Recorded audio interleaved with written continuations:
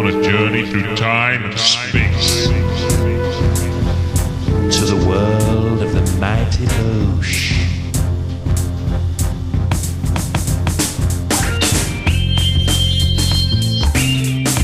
Julian Barrett, Noel Fielding, hello. Hi. Hello. Hello, Danny. Hello. Are you happy that the CD is being released? Yeah, very Furious. Furious. Are you? Furiously happy. There we are, actually, yeah, we always wanted it. I haven't got a copy of it as well, so it'll be great. Do you remember everything that's on it? I don't remember anything that's on it. Yeah. We were in a cave recording it for so long. We listened to it once, didn't we, and then smashed up the computer. The mighty boosh. The mighty boosh.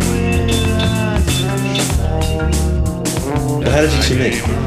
The actual way it worked was I was doing a gig and you'd come to see me do a gig, and then someone like didn't turn up, or someone they had the bill was one person short, so I said, why don't you go on and fill in that spot, because I knew he did stand up but I'd never seen Noel do it, so he said, yeah, alright then. And then I wished I hadn't really, because he went on before me and smashed the room up and I had to go on after that, and it was like, it's quite difficult.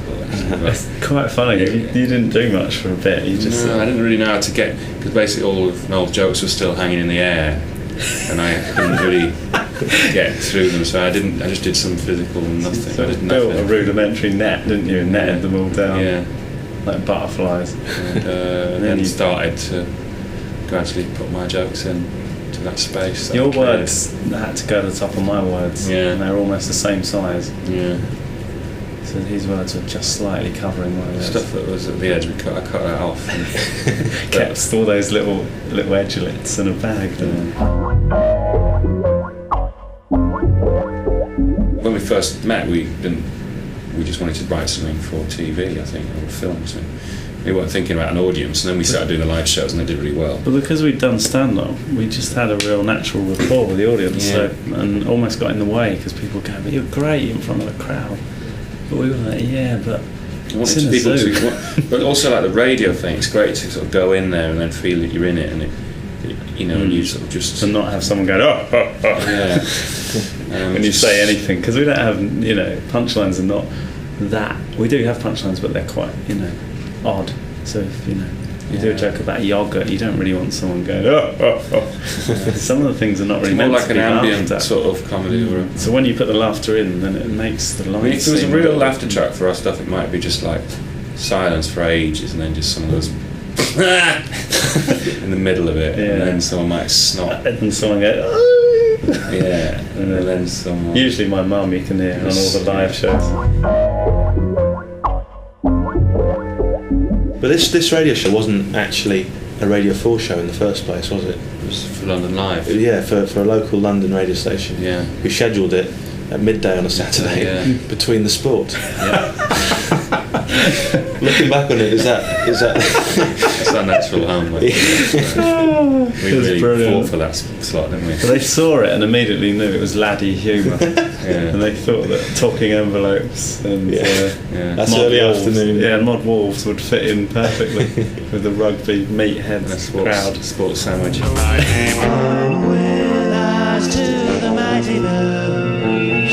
But when you guys first came in to the BBC to record some stuff, we tried to do it in a studio first of all, and it just didn't work, did it? No. Why do you think that was?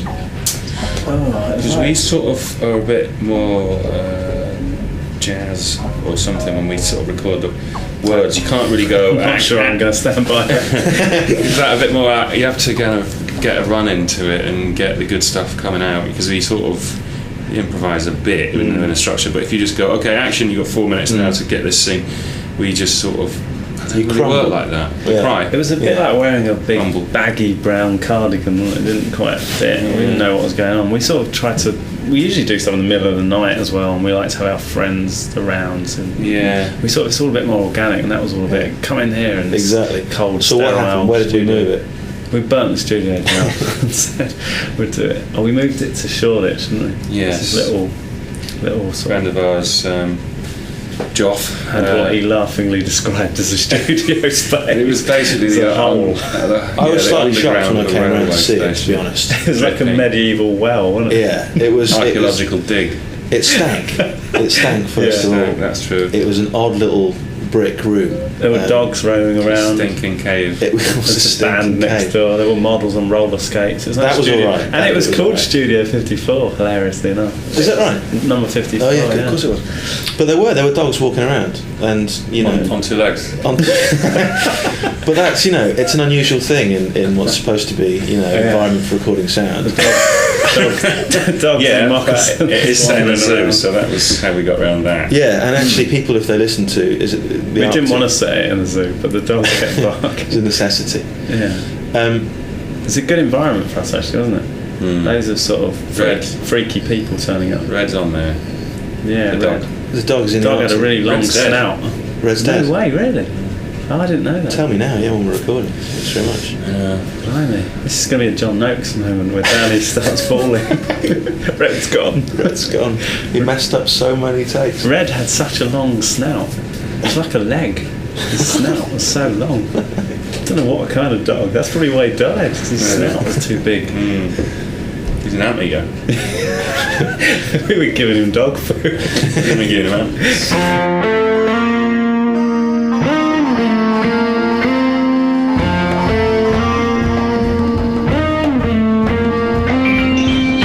But rather than using an engineer or a technician or someone to knock it together, Julian, you foolishly agreed to take that on and to put the show together. Oh, yeah. Is that a decision you ever, at any point at 4 a.m, say when your eyes and your ears were bleeding, regretted? I actually quite enjoyed the sort of when you gradually sort of build it up and it becomes a world as opposed to sort of like just a series of quite bald, settled sounding conversations, and you start putting that together. I enjoy that process, but occasionally, at night. Let's be honest, you turned into the fly. I'd come in and Jude would be on the ceiling, buzzing like Jeff Goldblum. Just eating donuts. Just breaking down donuts. I remember that it was at 20 to 3 in the morning one night. We were sitting there, and Julian was staring at the screen, playing the same jazz loop. It was a 2-second loop over and over again. None of us said anything for an hour. You looked like you were going to cry. It just wouldn't end. I'm sure you could have given it to someone and they would have been able to do it. But I did learn a lot, and there's some mistakes. But there's stuff that you wouldn't perhaps have attempted that you just went, may as well try and do this, and then the stuff you try, don't know how difficult it's going to be. Try to pull off is always the best in a weird way. Yeah. Because you go at it with a real blind naivety.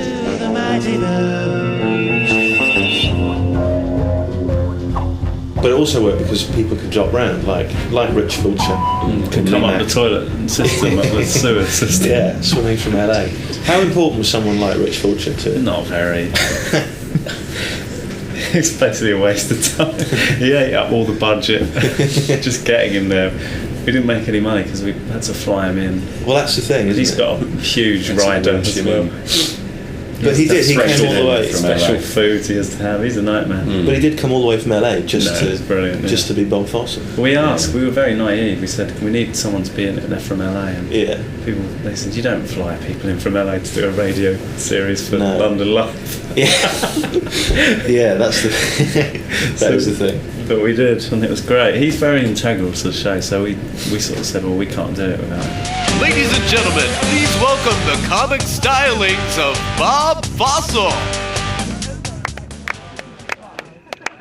Hey everybody, great to see you. You're kind of an ugly audience though. It looks like a few of you could use some rhinoplasty. You get it? Rhino? What? Like the animal, you baboon. Alright, so listen, I was walking in front of this cheetah one day, and the cheetah was so fast, it wound up behind me. What are you on about? Now that stuff kills in the Bronx Zoo. Mate, even the hyenas have stopped laughing. Alright, that does it. I don't have any of those verbal witty comebacks, but I do have this herd of wildebeest over here, and I got this starter pistol. Yeah? How do you like that? It's what I call a stampede comeback. Yeah, listen good. You've been a great crowd. I'll be here all week.